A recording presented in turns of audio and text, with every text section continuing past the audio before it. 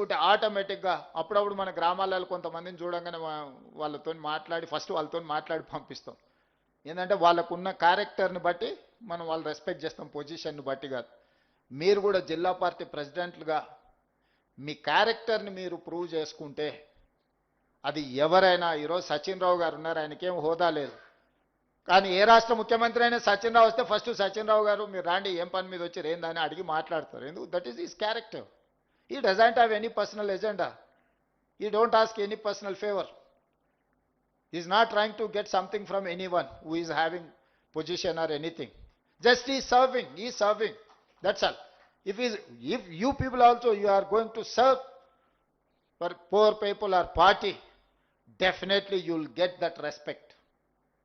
I am assuring you. నేను 20 ఏళ్ళు 2006లో నేను మొట్టమొదటిసారి జడ్పీటీసీ అయినా, 2007లో ఎమ్మెల్సీ అయినా, 2009లో ఎమ్మెల్యే అయినా, 14లో ఎమ్మెల్యే అయినా, ప్రతి జూన్లో 2006 జూన్ నేను జడ్పీటీసీ, 2007 జూన్ నేను ఎమ్మెల్సీ, 2009 జూన్ నేను ఎమ్మెల్యే, 2014 జూన్ నేను రెండోసారి ఎమ్మెల్యే, 2019 జూన్ నేను ఎంపీ, 2021 జూన్లో నేను పిసిసి ప్రెసిడెంట్ను, 2023 డిసెంబర్లో నేను ముఖ్యమంత్రిని. సరిగ్గా 16 సంవత్సరాలలో ఒక జిల్లా పరిషత్ మెంబర్ నుంచి ముఖ్యమంత్రి వరకు అవకాశం వచ్చింది. అది కాంగ్రెస్ పార్టీ ద్వారా.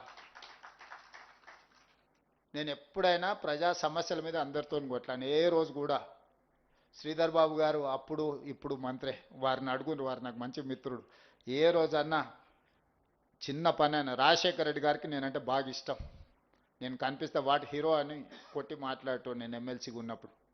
ఏ రోజు కూడా వారితో నాకున్న ఇంటిమసిలా ఏ రోజు పర్సనల్ ఫేవర్ అడగలే. నా కౌన్సిల్ స్పీచెస్ తీసుకోండి, ఎందుకంటే వారు అప్పుడు నేను బడ్జెట్లో ఫస్ట్ బడ్జెట్ వారు రెండోసారి ప్రభుత్వం వచ్చినాక నేను మాట్లాడింది ఉంటుంది, యూట్యూబ్లో మీకు ఎక్కడన్నా ఉండొచ్చు, చూడండి. రాజశేఖర రెడ్డి గారు ముఖ్యమంత్రిగా లేచి ఎంత గౌరవంగా రిప్లై చేసిండ్రు. అంటే ఏ రోజు కూడా మేము పైరవీల వెనకాల పరిగెత్తలేదు, సమస్యలను లేవనెత్తినము, కొట్లాడినాం. కాబట్టి అవకాశం వచ్చింది. మీకు కూడా జిల్లా పార్టీ అధ్యక్షులుగా ఒక మంచి బ్రహ్మాండమైన అవకాశం వచ్చింది. ఈరోజు ప్రభుత్వం ఉన్నది, పార్టీ ఉన్న తెలంగాణలో బలంగా. ఆంధ్రప్రదేశ్ జిల్లా అధ్యక్షుల్ని, ఆ రాష్ట్ర పార్టీ అధ్యక్షురాలని స్ఫూర్తిగా తీసుకోండి. అక్కడ వాళ్ళు పడుతున్న కష్టాలకు ఇక్కడ మీకున్న కంఫర్ట్కు ఉన్న తేడాన్ని మీరు గమనించండి. అందుకే ఈరోజు పరిపాలన పరంగా 2 రాష్ట్రాలుగా విడిపోయిన మన ఆలోచనలు, పార్టీని 2 రాష్ట్రాలలో మనం అభివృద్ధి చేసుకోవాల్సిన అవసరం ఉన్నది. ఆంధ్రప్రదేశ్లో కాంగ్రెస్ పార్టీ బలపడితే మనకు ప్రయోజనము, మనం బలంగా ఉంటే వాళ్లకు ప్రయోజనము. ఈ 2 రాష్ట్రాలు కలిసి ఎదగాలి, కలిసి అభివృద్ధి జరగాలి. ఈ 2 రాష్ట్రాలు దేశానికి ఆదర్శంగా నిలబడే విధంగా మనం వ్యవహరించాలి. 2 రాష్ట్రాల జిల్లా పార్టీ అధ్యక్షులు సంపూర్ణమైన బాధ్యతతోని ఈ రోజు నుంచి పునరంకితం కావాలి. నిన్నటి వరకు మీకు ఎవరితోనైనా సమస్య ఉండొచ్చు, మీరు జిల్లా పార్టీ అధ్యక్షుడిగా బాధ్యత తీసుకున్నారంటే మీ వయసుతో సంబంధం లేదు, ఆ జిల్లాకు మీరే కుటుంబ పెద్ద. మీరు కుటుంబ పెద్ద అంటే కుటుంబంలో ఎన్నో రకాల సమస్యలతోని, ఎన్నో రకాల ఆలోచనలతోని కుటుంబంలో సభ్యులు ఉంటారు, వాళ్ళందరినీ సమన్వయం చేసుకోవడమే మీ యొక్క విజయం.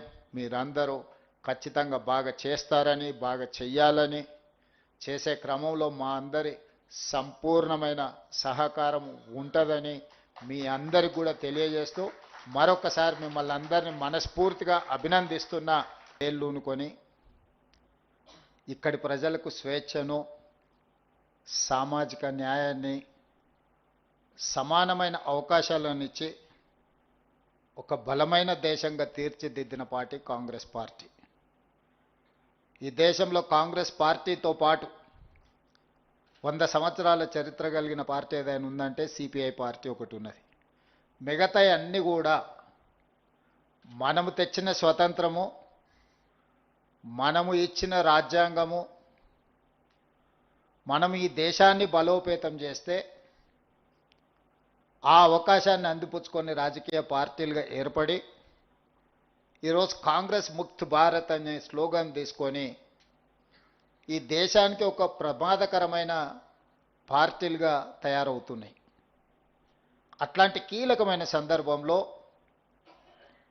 ఐడియాలజికల్ కనెక్ట్, భారతదేశం యొక్క ఆత్మ ఎక్కడ ఉంది అని ఎత్తుకుతే గ్రామీణ ప్రాంతాలలో, పల్లె సీమల్లో ఈ భారతదేశం యొక్క ఆత్మ ఉన్నది అని బలంగా మహాత్మా గాంధీ గారి యొక్క ఆలోచనని, సిద్ధాంతాన్ని విశ్వసించే పార్టీ ఈరోజు వికారాబాద్లో ఆంధ్రప్రదేశ్ తెలంగాణ జిల్లా పార్టీ అధ్యక్షుల శిక్షణ సమావేశాన్ని ఏర్పాటు చేసి ఈరోజు మీ అందరికీ పార్టీ యొక్క విధానమే కాదు, ప్రజల యొక్క సమస్యల్ని ఏ విధంగా అర్థం చేసుకోవాలి, ప్రజలు ఎదుర్కొంటున్న సమస్యలను ఏ విధంగా పరిష్కరించుకోవాలి, ఈ దేశంలో రాజ్యాంగాన్ని రద్దు చేయాలని ఒక పక్కన, రాజ్యాంగాన్ని సమూలంగా మార్చాలి, ఈ దేశంలో పేదలకు అందుతున్న రిజర్వేషన్లను రద్దు చేయాలని కుట్ర జరుగుతున్న నేపథ్యంలో మీ శిక్షణకు ఒక ప్రత్యేకమైన సమయం ఇది.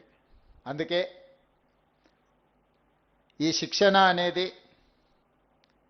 10 రోజులు ఇక్కడ ఉండడం అనేది మీరు శిక్షగా భావిస్తే దీనివల్ల సున్నా ప్రయోజనం.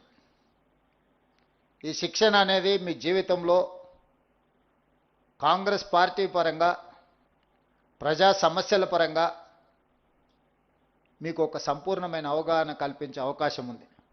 కాంగ్రెస్ పార్టీలో మీ అవకాశాలు మెరుగుపడడానికి కూడా ఈ శిక్షణ కార్యక్రమం ఉపయోగపడుతుంది.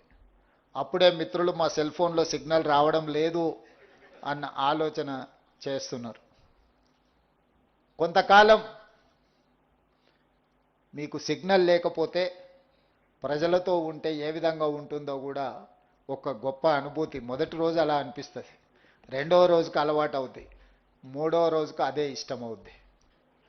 కాబట్టి మీరందరూ, మనమందరం, ఈ వేదిక మీద ఉన్నోళ్ళు ఎవరైనా, ఎవరికి వారసత్వంగా హోదాలు రాలేదు, వారసత్వంగా హోదా రావడానికి అవకాశం ఉన్న వైఎస్ షర్మిల గారి వేదిక మీద ఉన్నారు, కానీ వారసత్వంగా వారేది తీసుకోలేదు. మీరు ఒక్కసారి ఆలోచన చేయండి. మోతీలాల్ నెహ్రూ గారు వేల కోట్ల రూపాయల ఆస్తులను దేశానికి, జాతికి అంకితం చేశారు. పండిత్ జవహర్లాల్ నెహ్రూ గారు దేశ స్వతంత్ర పోరాటంలో 10 సంవత్సరాలు జైలు శిక్ష అనుభవించారు.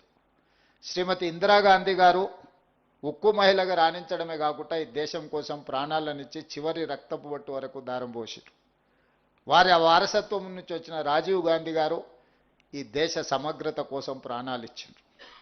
వారి ఆశయాన్ని కొనసాగించాలని శ్రీమతి సోనియా గాంధీ గారు పడ్డ శ్రమ, 2 చిన్న పిల్లల్ని ఒళ్ళో పెట్టుకొని ఈ దేశం కోసం వారు సర్వం త్యాగం చేసి ఈ దేశానికి నాయకత్వ సమస్య వచ్చినప్పుడు కాంగ్రెస్ పార్టీకి, దేశ నాయకత్వానికి అండగా నిలబడి ఒక మంచి నాయకత్వాన్ని సోనియా గాంధీ గారు అందించారు.